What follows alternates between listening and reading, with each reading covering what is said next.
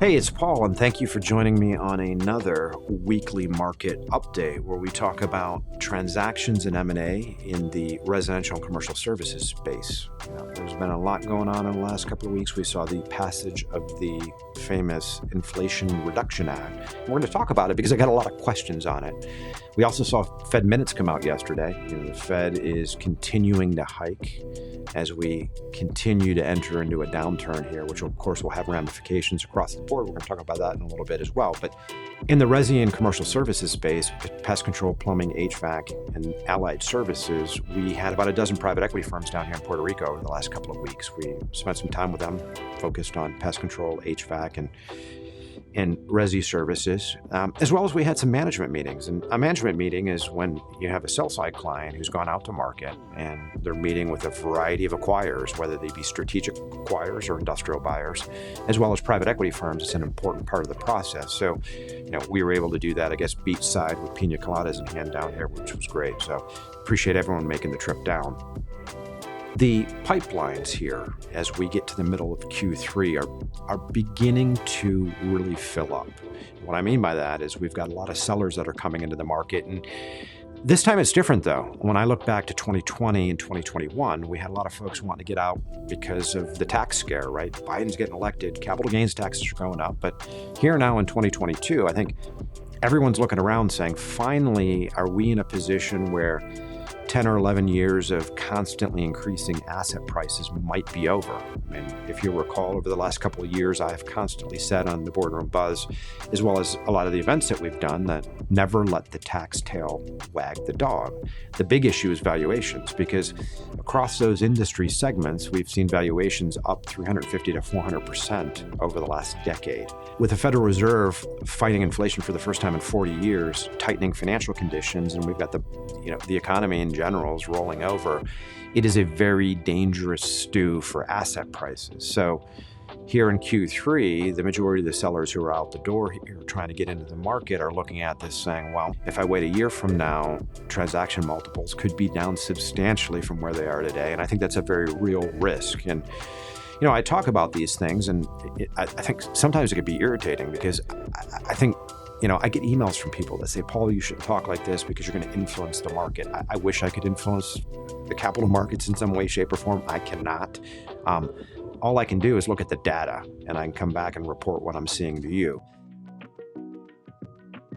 The market in resi and commercial services has largely been buoyed by private equity. As I've said quite a bit over the last few months, is the majority of the processes that we do now have more private equity buyers than actual strategic buyers. We closed a transaction last week, which I think it will be Rollins Inc.'s largest M&A deal of 2022. They bought one of the largest pest control companies in the southeastern United States. That was a very competitive process. That had a tremendous amount of private equity interest, but at the end of the day, the seller, Mike Prosperi, decided to ultimately partner with Rollins, which I think was a good opportunity for Rollins, and I think it's going to be a great transaction for both sides. So congratulations, Rollins, and congratulations, Mike.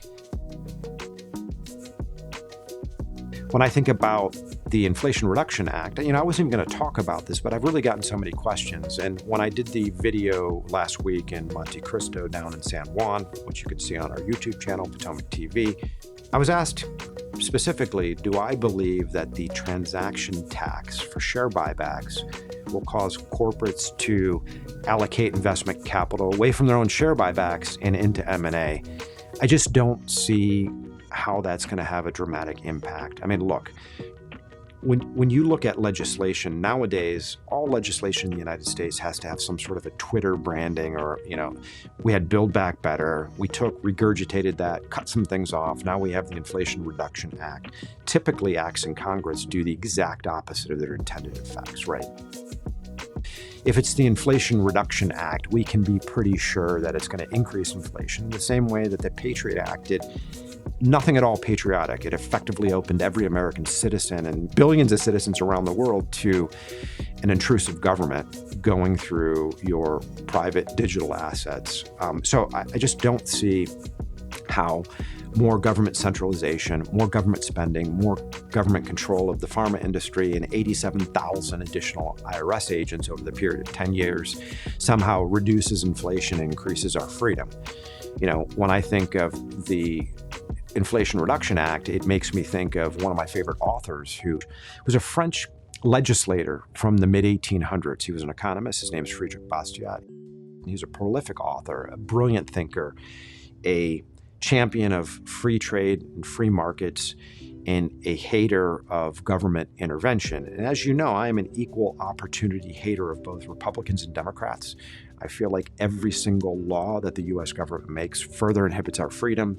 But when I read the Inflation Reduction Act, I thought of old Frederic Bastiat, and I thought I'd pull out just a quick passage from a pamphlet that he wrote in 1845. Now, Bastiat liked to have fun with the French Assembly during the Second Republic.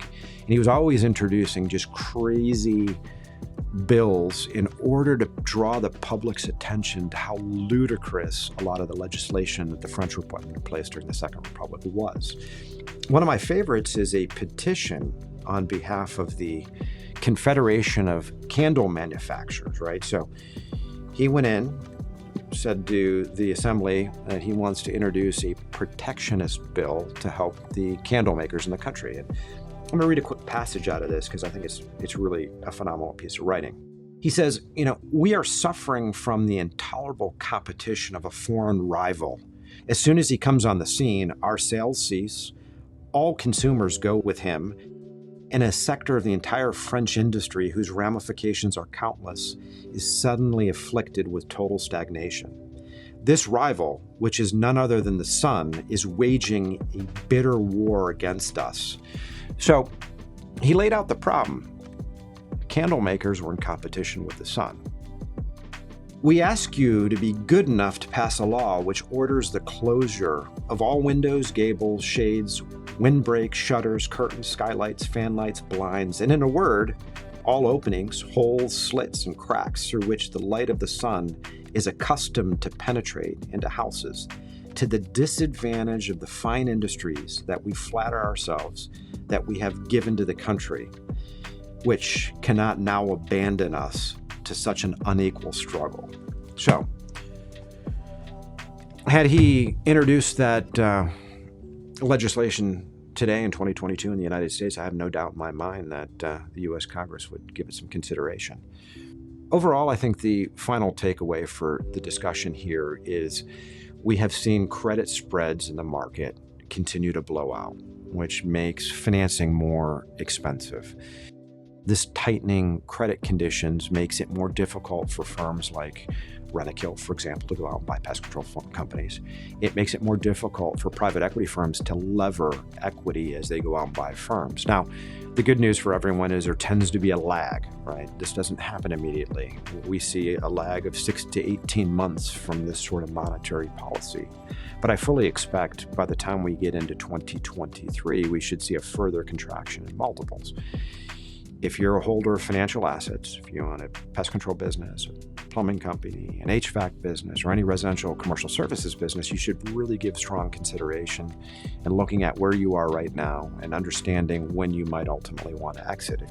If you're 1 or 2 years out, or potentially 3 years out from a sale, I don't think you should give really any consideration at all to holding on to this, because if multiples continue to compress and we end up getting the earnings recession, this harkens back to 2009, 2010 for me from a capital markets perspective, as I've been doing this for 23 years. So again, thank you for joining us. Please like our YouTube channel. Please subscribe. Please like the video. And I'd love to hear your comments. So please put a comment on the video and we'll respond.